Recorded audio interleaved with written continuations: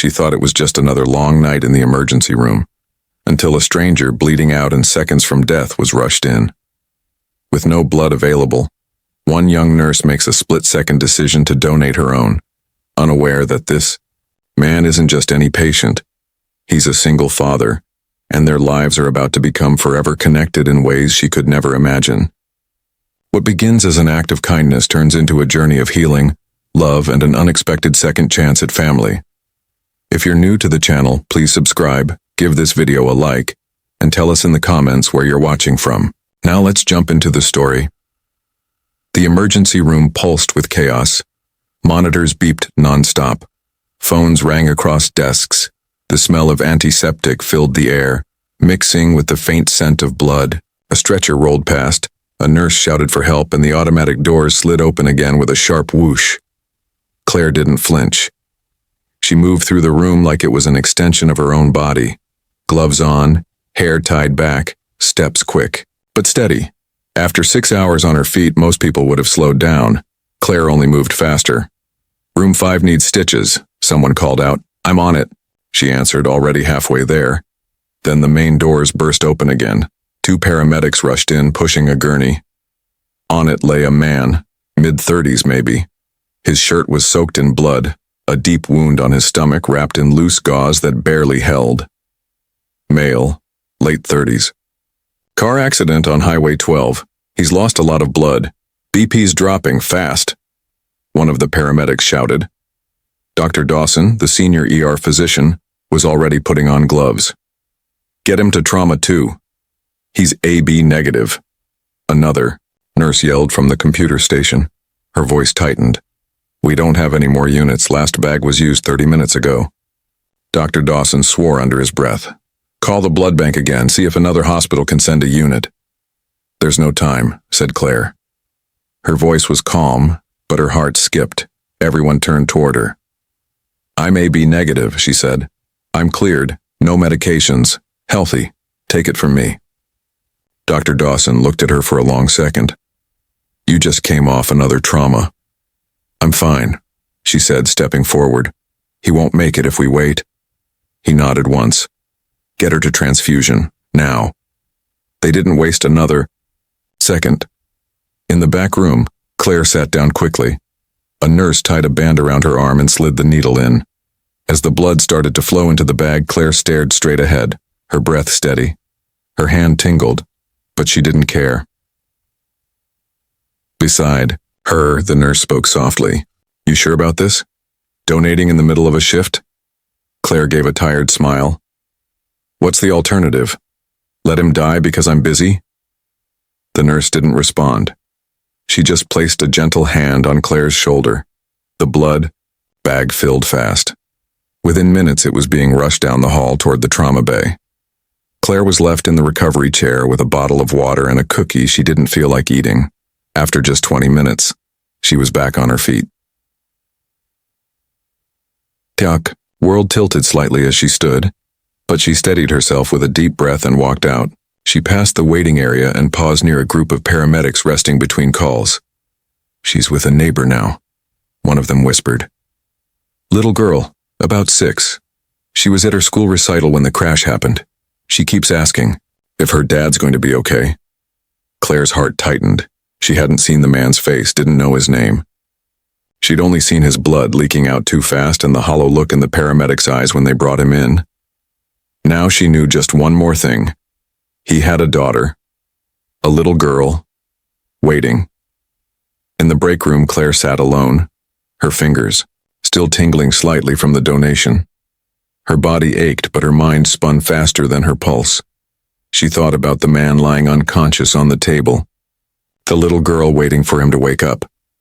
She took another sip of water and closed her eyes. It wasn't the first time she'd given too much. People said she was strong, brave, even angel-hearted. But they didn't know what that had cost her. Her last relationship ended with her ex saying, "You give too much, it's exhausting." At the time, she thought he meant it as a compliment. Later, she realized it was an excuse.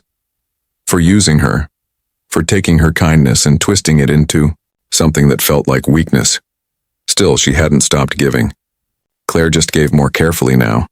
Less to those who took advantage, more to those who couldn't ask. People like a stranger bleeding out on a stretcher.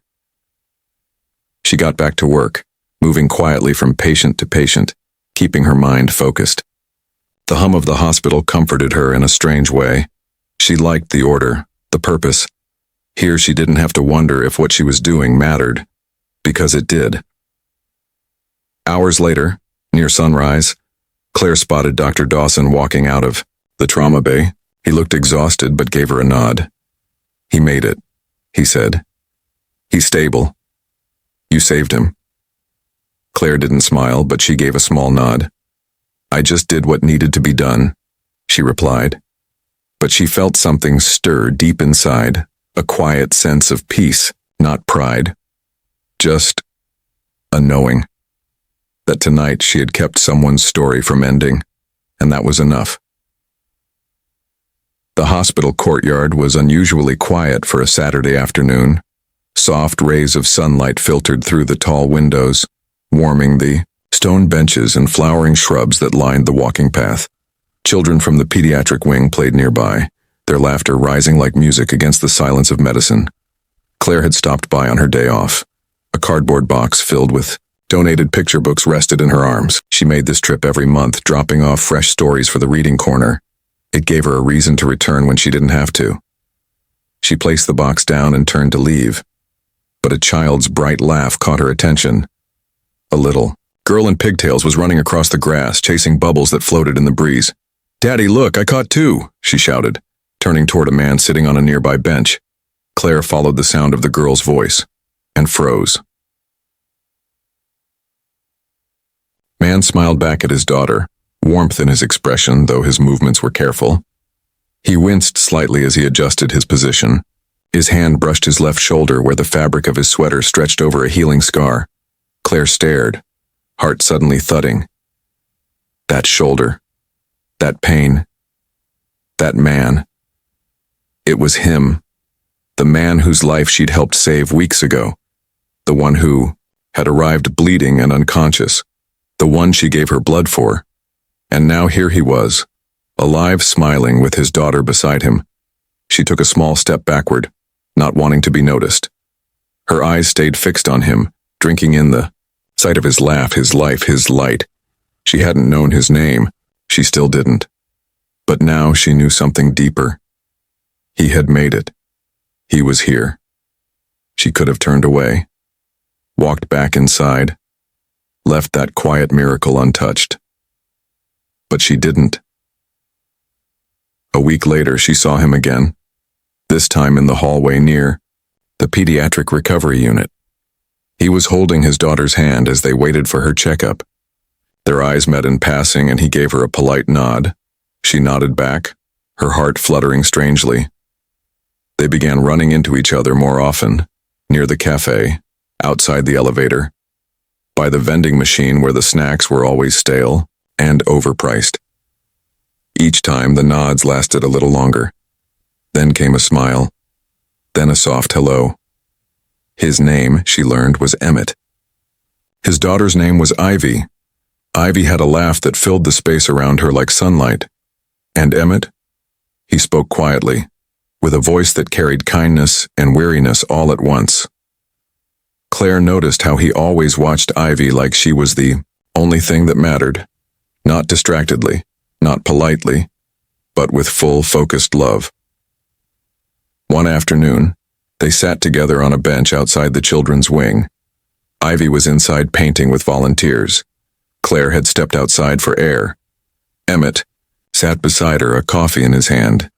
They didn't speak right away. The quiet stretched, but it wasn't awkward, just calm. Then Emmett asked, "Do you believe things happen for a reason?"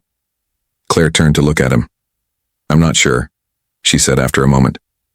"I think sometimes life happens randomly, but people give things meaning after. Because pain without purpose is just pain." Emmett nodded slowly. 3 years ago I lost my wife. Car accident, no warning, no time to prepare. Ivy was 3. Claire didn't speak. She simply listened. "I stopped feeling after that," Emmett continued. "Just moved through the days, went to work, came home. Made sure Ivy was fed. But I wasn't living. Not really. He looked down at his hands. And then the accident, a few weeks ago. They said I almost didn't make it. Bleeding too fast, internal damage. Claire's throat tightened. He rubbed his left shoulder gently, eyes distant. They told me someone donated blood, a nurse, saved my life. I never found out who. She looked down at her lap, her hands still enfolded. I remember hearing something in the ambulance, he went on. A nurse saying, "There's a little girl waiting for him, don't let him go." His voice softened. That stuck with me. Someone believed I was worth saving. Silence returned, thick and full of feeling. Without thinking, Claire reached out and touched his shoulder. Gently, her fingertips brushed the place where the scar hid beneath the fabric. Emmett turned, surprised by her touch. But he didn't pull away. Some people survive because of medicine, Claire said softly. Others survive because someone stayed. His eyes met hers. Maybe both. Her hand dropped gently into her lap. She didn't tell him then, didn't say, "I was the one who gave you blood." Not because she wanted to hide, but because in that moment, the story didn't feel like it belonged to her anymore. It belonged to him, to Ivy, to this second chance. And watching him sit beside her, whole and healing, Claire felt something stir inside her. Not love. Not yet. But maybe something just as important. Hope. Emmett hadn't meant to overhear it. He was walking down the main hospital corridor, Ivy's backpack slung over one shoulder, heading to her physical therapy appointment. As he passed the nurse's station, two doctors stood chatting just beyond the supply room, their voices low but not hidden. "Remember that car crash last month?" one said. "AB negative blood type, bleeding out. We were ready to lose him." "The nurse. Claire, right?" the other replied. "She didn't even hesitate. Donated her own blood. Didn't blink. Saved the guy's life." Emmett stopped in his tracks. AB negative. That was his blood type. That was the night he nearly died. His heart thudded once, hard and sudden. Claire. His breath caught in his throat. She had been right there beside him for weeks, offering calm words, warm smiles, quiet moments. She had listened without judgment, sat with him in silence. Made him feel safe all the while. She had known. She'd saved his life. Emmett didn't go to Ivy's appointment. Instead, he found himself walking slowly, almost without thinking, toward the staff lounge where Claire usually took her breaks. He didn't know what he would say. His thoughts were tangled, emotions rushing faster than he could organize them. Gratitude, shock, guilt for not knowing, admiration, and something else too. Something quiet but strong that had been building ever since that first bench conversation. He waited near the hallway just outside the lounge. 15 minutes later, Claire walked out, a clipboard in one hand, coffee in the other. She looked tired but steady as always. Their eyes met. "Claire," Emmett said softly. She paused, reading his expression instantly. "I need to ask you something," he said. She nodded slowly, placing the clipboard on the counter. He stepped closer. "Was it you?" There was no need to explain. She didn't look away, didn't lie. She just held his gaze, quiet and still, and gave the smallest, almost invisible nod. Emmett exhaled, like the air had been caught in his lungs for weeks. "You knew," he whispered. "You knew, and you never said anything." "There wasn't a reason to," Claire replied gently. "You were healing. That mattered more." His eyes searched her face, unsure whether to feel angry, amazed, or simply overwhelmed. "Why would you do that? For someone you didn't even know?" Claire looked down at her hands, her voice soft but steady. "Because they said a little girl was waiting for you," she said, "and I couldn't bear the thought of her losing her father. Not if I could help." He stepped back, his throat thick with emotion. "You gave me back to her, to Ivy. Claire's fingers trembled slightly around the edge of her coffee cup. "Wasn't looking for recognition," she said. "I just couldn't stand still and do nothing." Emmett reached out slowly and took her hand. She didn't resist. His palm was warm. His grip was firm, but his hand trembled just a little. "You didn't just save my life," he said, voice rough. "You made me believe again." "In what?" she asked, barely above a whisper. "In kindness," he replied. "In the idea that someone could do something huge, just because it's who they are." Her eyes brimmed, but she blinked. The tears away. "I don't know how to say thank you for something like that," he said. "You don't have to," she replied, her voice catching. Being with Ivy. That's enough." He smiled then, a real one, the kind that reached his eyes. "You reminded me that kindness isn't dead. Maybe it's just quiet now, hiding in people like you." Claire let out a shaky breath, and for the first time in a long while she felt something loosen inside her, an old ache lifting, a quiet wall falling.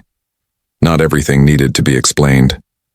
Not every act needed to be understood. But this truth deserved to be shared. They didn't speak for a while. They stood in the hallway, fingers still linked, the world continuing on around them. A nurse passed by. A patient coughed down the hall. But for Claire and Emmett, time seemed to pause. "I was scared," he admitted after a moment. "Not of dying. I was scared of living, of failing Ivy, of letting anyone close again." "I understand," Claire said. "It's hard to let people in when you've been hurt, when you've been alone." He looked at her with something deeper than gratitude. It wasn't romance yet, not fully, but it was the beginning of something real. "I want to try," he said, "to move forward, not just survive anymore." Her heart beat faster. "Me too," she whispered. And that was it. No grand promises, no sudden declarations. Just two people standing quietly in the space where honesty lives. From that day on, something shifted. They began to see each other not by chance, but by choice. A shared coffee in the break room, a short walk outside while Ivy played. Gentle talks under the fading sunlight. Claire didn't rush it. She wasn't searching for love. Only something genuine. And Emmett wasn't offering perfection, just truth and presence. For them, that was more than enough. In silence, something beautiful had begun to grow. The sun was gentle that day, filtered through the wide arms of an old oak tree. Its leaves swayed in the breeze, casting dancing shadows across a checkered picnic blanket spread over soft grass. Claire sat cross-legged, her fingers sticky from helping Ivy frost cookies earlier that morning. Nearby, Ivy ran barefoot through the field, a red kite trailing behind her like a ribbon in the wind. Her laughter floated through the quiet park like music. Emmett returned from the cooler with 3 cups of lemonade in hand. He placed one beside Claire and settled down beside her. "You okay?" he asked. She smiled, brushing her hair from her face. "I'm perfect." It was simple. No flashing cameras, no busy streets, no sounds except for Ivy's laughter and birdsong in the distance. But to Claire, this moment felt like something sacred. They spent the afternoon moving slowly without hurry. Ivy braided wildflowers into tiny crowns while Emmett carefully tended to a small fire pit. Claire sliced apples with a dull picnic knife, smiling more than she had in months. There were no grand plans or expensive distractions, just 3 people finding comfort in the nearness of each other. Later, as the sun dipped lower in the sky, Ivy curled up with a picture book humming softly to herself. Claire lay back on the blanket, her eyes tracing the clouds above. Emmett sat beside her, hands folded, his gaze on Ivy. "She's strong," Claire said quietly. "She had to be," Emmett replied. "After her mom passed, I didn't always know what I was doing. There were days I could barely breathe, let alone raise a child."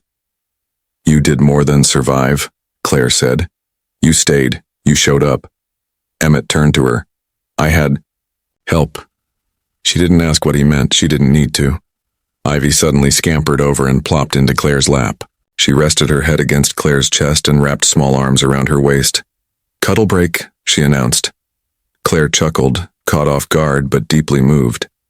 "Is this part of the picnic routine?" she asked. Ivy nodded seriously. "You make Daddy smile more than anyone, even more than when he wins at Mario Kart." Claire's breath caught slightly, her eyes flicking to Emmett. He gave her a soft smile, quiet, but full of feeling. In that moment, Claire felt something shift inside her. A question she hadn't dared to ask found its answer in the shape of Ivy's arms and the calm in Emmett's eyes. This was what healing looked like. This was what love, rebuilt from something broken, could become. That evening they returned home, Ivy already half asleep in the back seat. Emmett carried her inside while Claire gathered the leftover snacks and blanket. The silence between them was gentle, filled with the comfort of presence. As they stood at the doorway, Claire paused. "Thank you for today," she said. "No," Emmett replied. "Thank you. For everything." Weeks passed, and life moved with a steady rhythm. Claire's work at the hospital grew into more than long shifts and patient charts. She had started an initiative called A Thread of Hope, a small program to connect blood donors and patients through letters, support groups, and education on rare blood types. What began as a small idea quickly turned into something bigger. Soon, other hospitals reached out. The program grew, quietly but powerfully.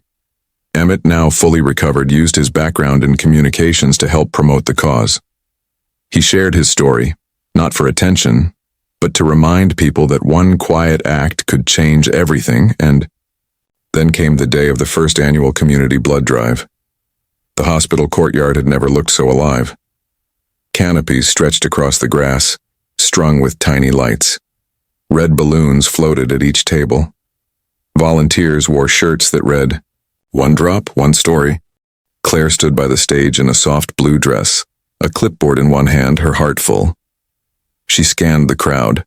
Doctors, patients, families, first-time donors.